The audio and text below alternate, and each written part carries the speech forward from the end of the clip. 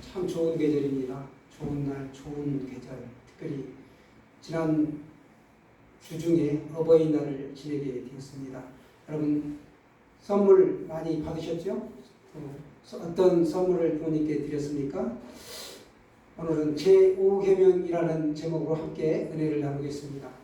제5계명은 인간관계의 중요한 태도를 가르쳐주고 있습니다. 우리는 내 부모를 공경하라는 제5계명을 통해서 부모 공경과 함께 다른 사람을 존중하지 않고 의무를 다하지 않는 것은 죄라는 사실을 깨달으시길 바랍니다.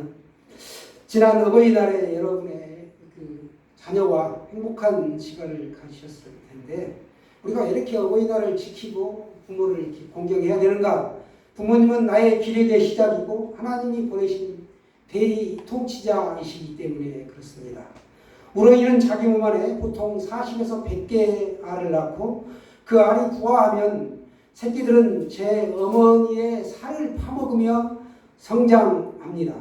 그렇게 어미 우렁이는 한 점의 살도 남김없이 새끼들에게 다 주고 빈 껍데기만 흐르는 물길 따라 둥둥 떠내려 간다고 하죠. 그 모습을 본 새끼 우렁이들이 이렇게 말하려고 합니다. 우리 엄마 두둥실 시집가네. 울컥 가슴이 메워지지 않습니까? 이거는 반대로 효자 물고기 가물치가 있습니다. 성적이 포악하고 거칠고 사나운 이 물고기 중에서도 알아주는 이 가물치가 우리가 효자 물고기다라고 부르는 데는 이유가 있습니다. 알을 수천 개 정도 보통 낳는데 바로 알을 낳고 나면 기력이 쇠하여 눈이 멀어지게 됩니다. 그리고 그 후에 어미 가물치는 눈이 어두워서 먹이를 찾을 수 없기 때문에 한동안 배고픔을 참고 인내해야만 합니다. 그런데 이제 얼마 가지 않아 이 새끼들이 부화하게 되고 그 새끼들이 먹이를 먹지 못하고 기력이 쇠한 어미 가물치에게 한 마리씩 차례대로 입속으로 들어가 생명을 연장시켜 줍니다.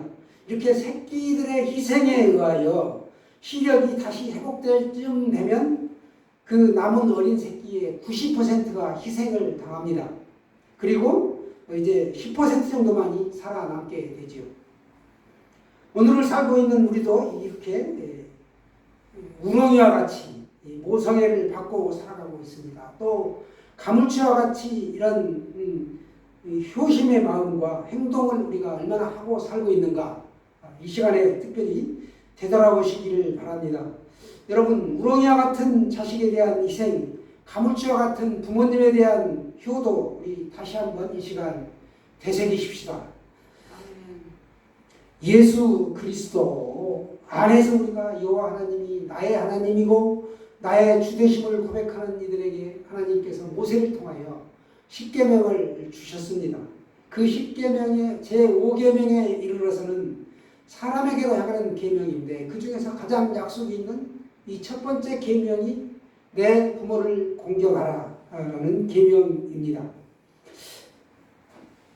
출애굽한 광야의 이스라엘 백성들이 가나안에서 국가를 설립하고 그 이후에 가장 근간이 되는 토대가 있는데 그게 바로 가족 단위였다라는 것입니다.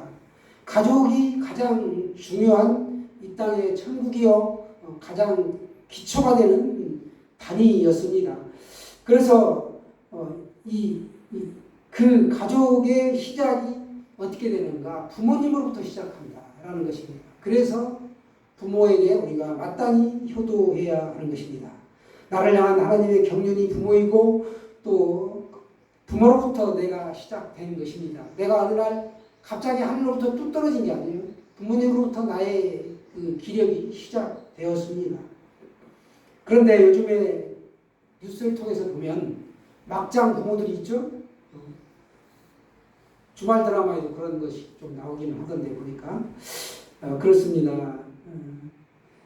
자기를 이렇게 성폭행하고 또 묵인하거나 방조하고 폭행을 일삼고 자기를 이용하여 돈벌이를 하고 이런 부모들이 있다는 거예요. 그럼에도 불구하고 우리가 참 어려운 지경에 있다는 걸 보게 되죠. 실제로 우리가 그런 사람을 당하지 않았기 때문에 그 사람의 심정은 잘 모르지만 마음의 어려움이 늘 있습니다. 그럼에도 불구하고 마땅히 부모가 나에게 생명을 주셨기 때문에 공경하고 효도해야 된다라는 것을 인지하셔야 합니다. 여러분 서점이나 도서관에 가면 자녀에게 효도하라라는 책을 찾을 수가 없습니다. 그러나 고전에 보면 명심보감이 유일하게 자녀에게 효도하라라고 말씀하고 있습니다. 그래서 그 명심보감에 특별히 우리가 눈여겨볼 것이 있는데 그 부모는 자녀가 10명일지라도 내가 키우겠다라고 적극적으로 양육을 하지만 부모는 딱 2분뿐인데도 불구하고 자녀들은 서로 내가 안 키우겠다라고 형제지간에 서로 싸운다라는 거예요. 이게 오늘날의 세태입니다. 세상이 아무리 변해도 이 효혜같이 내 부모를 공경하라 이건 절대로 없어질 수가 없습니다. 하나님의 말씀은 영원한 진리이기 때문에 그런 것이죠. 성경만큼 효도를 강조하는 책은 없습니다. 유교도 효도를 강조하지요. 그러나 유교에 보면 불효자를 죽이라고까지는 하지 않습니다. 하나님은 그러나 불효자는 돌로 쳐 죽이라라고 말씀할 정도로 효를 강조하고 있습니다. 그러면 우리는 어떻게 효도해야 되는가? 오늘 3가지 정도로 한번 짚어보도록 하겠습니다. 첫째, 부모를 공경해야 한다라는 것입니다. 공경의 그 히브리어 언어를 보시면 하나님께 영광을 올려드린다, 비중이 있다, 무게가 있다. 즉 무게를 저울에 달아본다 이런 뜻이 있습니다. 여기서 파생된 의학적 단어가 있는데 그게 바로 카바드, 간이라는 겁니다. 우리 인체의 장기 중에 이 간이 여러 가지 해독작용도 하지만 실제로 장기 중에 무게가 가장 무겁다라고 말씀하고 있습니다. 그만큼 이 공경이라는 단어에 비중이 있다라는 거예요. 그래서 부모님께 효도하는 것, 그건 바로 첫 번째로 부모님을 공경하는 것이다. 라는 것입니다. 공경이라고 하면 우리가 존귀하게 여기고 존경하는 것을 말씀하는 것이죠. 그런데 성경에서도 보면 양친을 지칭할 때는 특별히 공경하라 라고 하지만 어머니만 따로 떼어서 분리해서 지칭할 때는 경히 여기지 말라 이렇게 말씀합니다. 우리가 어머니를 얼마나 가볍게 여기는지 하나님은 우리의 아픈 부분에 대해서 이 전곡을 찌르며 말씀하십니다. 공경한다는 것은 존경해야 함을 말합니다. 존경은 경외심과 존대하는 행실이 수반되는 것이죠. 솔로몬은 왕이 된 후에도 그 어머니를 공경하였습니다. 또 요셉은 이집트의 총리 대신이 된 후에도 아버지 야곱을 공경하였습니다. 그렇기 때문에 아버지가 자녀들을 위하여 침상에서 축복하지요. 야곱의 축복, 우리 늘 예배 끝날 때 이렇게 야곱의 축복을 손을 내밀면서 축복하며 우리 성도들 간에 이렇게 축복하는데 그 아들 요셉에게 특별히 말하는 겁니다. 너는 담장을 담을 넘은 가지다. 샘 곁에 가지다. 무성한 가지라고 이렇게 축복하고 있는 것을 볼 수 있습니다. 부모는 마땅히 자녀를 축복하고 자녀는 마땅히 부모를 공경하는 것이죠. 부모에 효도하는 것 첫 번째, 부모를 공경하라입니다. 또 부모를 공경한다는 것은 순종하는 것을 말하고 있습니다. 순종은 부모의 훈계를 듣는 것이고 부모님의 명령을 실천하는 것이죠. 우리가 순종하면 복을 받고 불순종하면 벌을 받는다라고 사무엘상에서도 말하고 있습니다. 특별히 골로새서 3장 20절에 보시면 자녀들아 모든 일에 부모에게 순종하라. 이는 주 안에서 기쁘게 하는 것이니라 라고 말씀하고 있습니다. 어떻게 순종하라? 모든 일에 순종하라 라고 특별하게 모든 일이라고 강조하고 있습니다. 순종, 즉시 하는 것이죠. 온전하게 100%를 순종하는 것입니다. 또 기쁘게 하는 것입니다. 마지못해 하는 것이 아니라는 것이죠. 우리는 또 존경하고 순종한다는 것은 적극적인 공경이요 근심과 염려를 끼치지 않는 것은 소극적인 공경을 말합니다. 부모님을 기쁘게 하고 행여라도 부모님의 속을 썩히는 일을 하지 말아야 한다는 것입니다. 이렇게 공경할 때 공경의 결과로 우리가 복을 받는데 특별히 이 땅에서 장수의 복을 받는다라고 출애굽기에 말씀하고 있습니다. 장수는 우리가 자자손손이 받는 대대로 이어지는 축복이 바로 장수가 되겠습니다. 개인이 장수할 때 그 나라도 오래 지속이 되죠.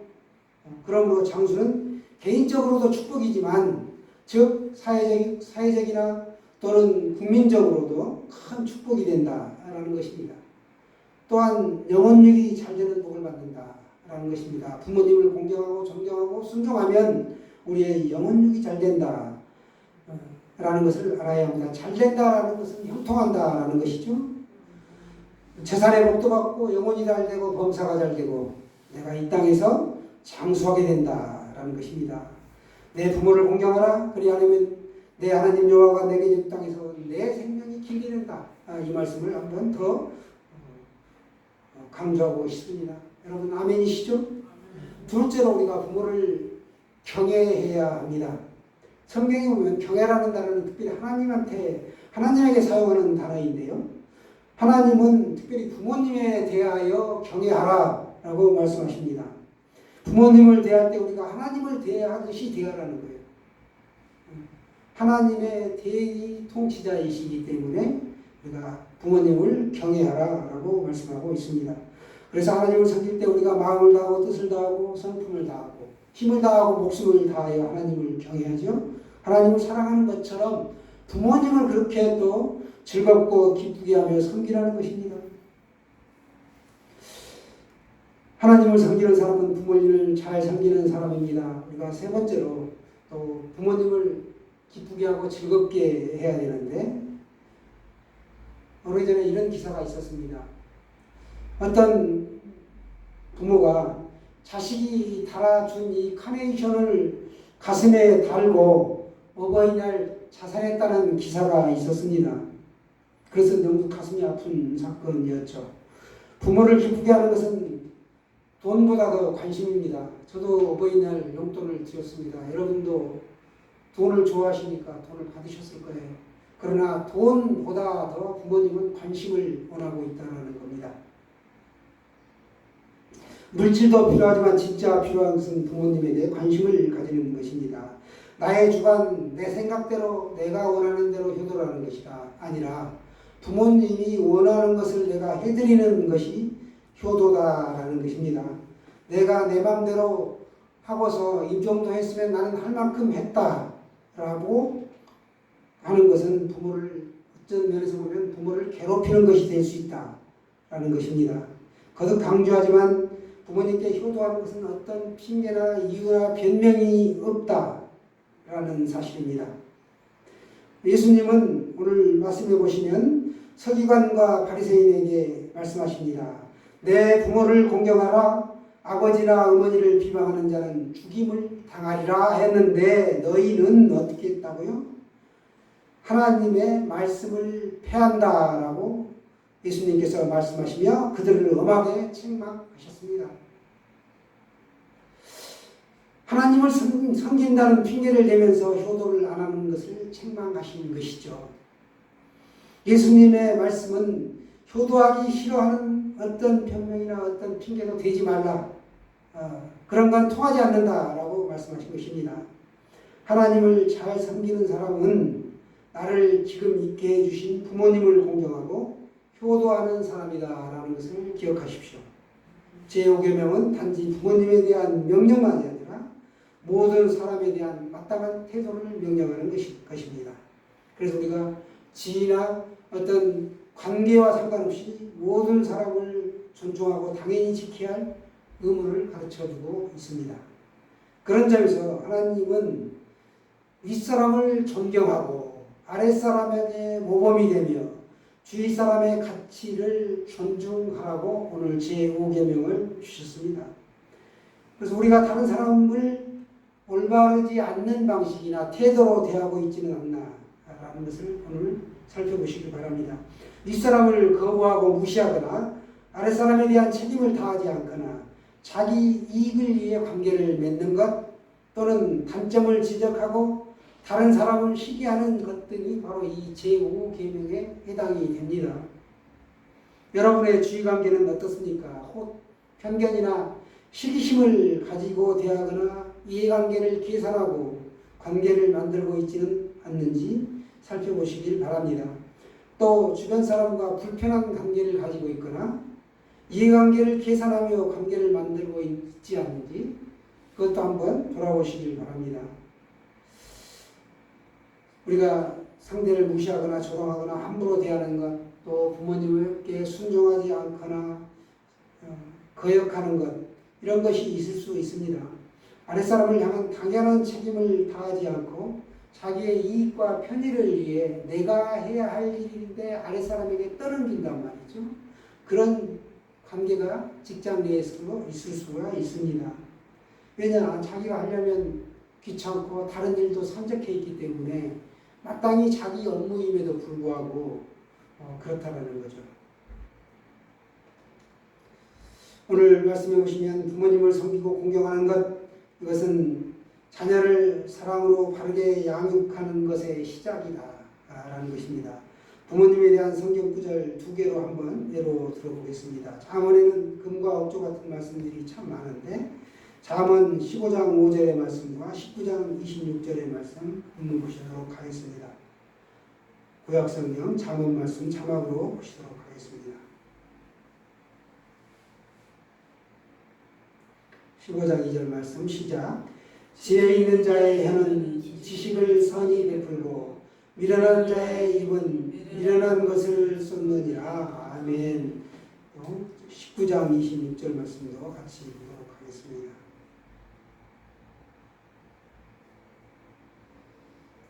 시작. 아비를 구박하고 어미를 쫓아내는 자는 부끄러움을 끼치며 능력을 부르는 자식이니라. 능력을 불러온다. 그 자식에게 능력이 임한다라는 거죠. 우리는 하나님의 자녀입니다. 그렇기 때문에 하나님의 자녀다워지는 말씀을 우리가 따라야 합니다. 내 규례를 지켜 행하게 하리니 그들은 내 백성이 되고 나는 그들의 하나님이 되리라 라고 성경은 말씀합니다. 우리가 관계를 불편하게 만들거나 상대를 함부로 대하거나 이런 태도가 나올 때 나의 권위는 하나님께로부터 이임되었다 이런 걸 생각하시고 하나님께 그때그때 말씀 붙잡고 도움을 구하십시오. 다른 사람의 가치를 존중하며 하나님의 말씀 안에서 나를 돌아보는 시간을 갖기를 바랍니다. 인생은 부메랑입니다. 뿌린 대로 심은 대로 내가 걷게 되는 것을 기억하십시오. 삶은 하나님이 주신 것이고 행복은 말씀 안에서 내가 만드는 것이죠. 언제나 주 안에서 즐겁고 기쁜 일들로 가득 채워지는 복된 삶을 사시기를 축원합니다.